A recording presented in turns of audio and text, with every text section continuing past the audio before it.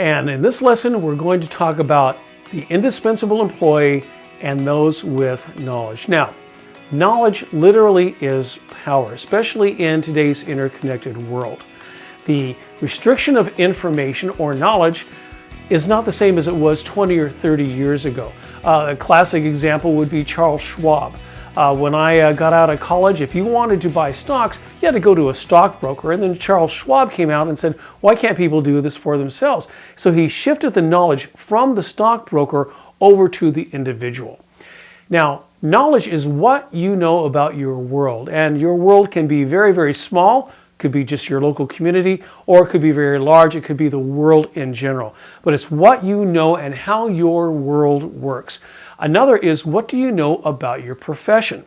Now, a lot of changes are coming around, especially with the use of technology. A classic example here is I'm using technology to broadcast this course to literally anybody in the world who wants to watch it. Now, when you know about your profession, you can see key indicators. As an example, 25 years ago, 75% of all college professors were full-time tenure track. Nowadays, 75% of all courses taught at any college, regardless if it's Harvard, Dartmouth, Yale, Stanford, or the local community college, are taught by adjuncts or contingent faculty, what we like to call academic temps. And it's knowing how your industry works and what the movers and the shakers are happening that allow you to be adaptable. Classic example, about 10 years ago, I gave a keynote address and someone asked me about digital photography. And they said, do you think digital photography will ever replace film? Well, I made the foolish mistake of saying yes, not realizing that I was talking to a room full of photographers and they didn't want to hear that news. But knowing what's going on in the profession allows you to get in front and be on the leading edge. And it's what you know about your colleagues. For instance, when I was, again, teaching in East Texas, there was a dean, and the dean kept going out of town. And he would go out of town 1 to 2 days a week, and he did this for about 3 months. Well, after a while, I realized that for his department, there was a high turnover of deans for that department, and it didn't take much of a wizard to figure out that he was interviewing for his new job, and sure enough, he resigned from the college and went on to be the dean of another university's department. Now, what you know about your colleagues is key. Also, what you know should never be shared. Your knowledge should never be shared unless you get something in return. Classic example, a friend of mine worked for a large multinational Intel company. And he watched the industry and watched the way things are shaping up. And he'd been with the company about 25 to 29 years. So what he did was, even though he knew the company was going to lay off employees, is he cashed in his chips. He retired from the company, he got all his 401k, transferred all the funds away from the company. So when they started laying off employees in the thousands, he was safe because he had this knowledge, but he never shared that knowledge with anybody unless he got something in return. So stay with us on the indispensable employee when we talk more about knowledge. In this lesson, we want to continue on talking about those with knowledge. And as we've said before, knowledge truly is power, especially knowledge that you know about the world you live in.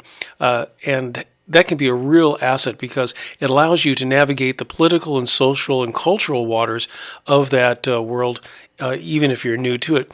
A classic example of not what to do. When I was in college, there was an exchange student. He was from South Africa. And at this time, apartheid was still very much in force in South Africa. So he and I went out to a local restaurant, and we were standing in line there. So, people are standing in line. So we walked in, and he looked ahead, and he walked up and looked at the menu, and then he just, cut in front of these two black gentlemen that were getting ready to order and started placing his order.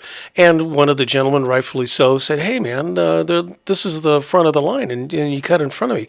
And he turned to him, and he says, "Well, I know, but then again, you're black." Because he was operating from the culture he came from, which supported apartheid. And so quickly I had to pull him to the back of the line and say, no, that might work in South Africa, but that doesn't work here in the United States. It doesn't matter your race, color, creed, national origin, or religion. if you walk into a restaurant and you're the last guy in line, you wait for everybody else to place their order. And so for a few moments there, it was a little tense because you can imagine these guys were a little upset, and I would be too. So that's what you want to know about the world around you. You also want to know about your profession and your colleagues. Now, not every industry is a vast transnational, transglobal conglomerate. A lot of businesses, the majority of businesses in the United States are small businesses. And so communities kind of cling together. For instance, if you were living in a mid-sized city like Oklahoma City or Minneapolis or someplace like that, and you were a periodontist, well, the number of periodontists in your locale fairly small, so it's easy to get to know who these people are, what they're interested in, things along that line. And the more you know about your colleagues, where they go to church, what they do, what they like, their dislikes, favorite foods, favorite colors, it puts you at an advantage because now you know how to approach and interact with these people. And the key thing to remember is that knowledge should never be shared without getting something back. As we said in the video portion of this is the quid pro quo part of the exchange. And you can see this in the world we live in. A good example would be somebody who is sells stock, a stockbroker. Well, the stockbroker is going to look at the trends on Wall Street based on his or her knowledge and experience. And they generally, because they know the players, they're able to go out and guess or make a judgment call on what stocks are going to go up, which stocks to hold, and which stocks to go down. As a matter of fact, if you look at sports gamblers, they really get into the knowledge aspect of, how is the ground in which they're going to play on, what's the health of the athletes, if it's a sporting event, if it's a horse, what's the health of the horse. All those things along that line give them a key advantage. So remember that knowledge should never be shared unless you're going to get something tangible in return.